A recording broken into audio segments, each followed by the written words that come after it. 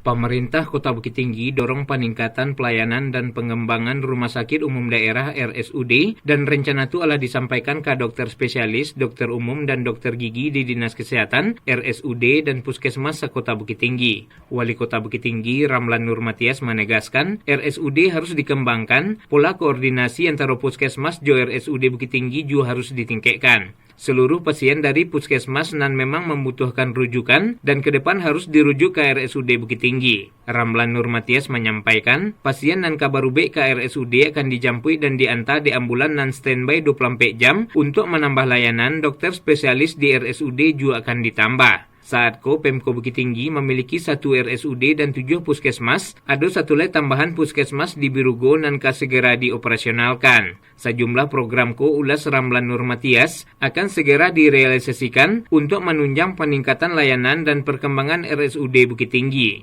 RSUD Kota Bukit Tinggi Kemuko juga memastikan kesiapannya dalam memberikan pelayanan terbaik kepada masyarakat. Keselamatan pasien, dokter, dan tenaga kesehatan juga harus menjadi prioritas utama.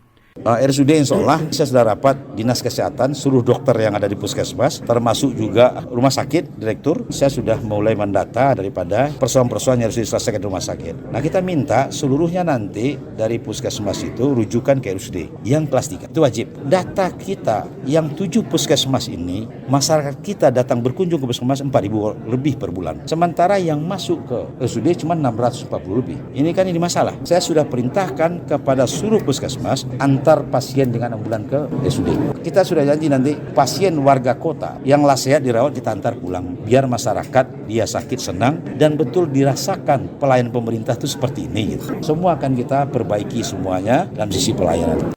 Di samping itu tambah Ramlan Nurmatias, pemerintah Kota Bukit Tinggi juga menargetkan peningkatan fasilitas RSUD dalam 6 bulan Kemuko. Salah satu rencana pengembangan adalah pembangunan area komersil berupa musala atau masjid, kafe atau minimarket di lingkungan rumah sakit untuk memenuhi kebutuhan pasien, keluarga pasien, dan tenaga kesehatan. Yudi Prama Agustino melaporkan.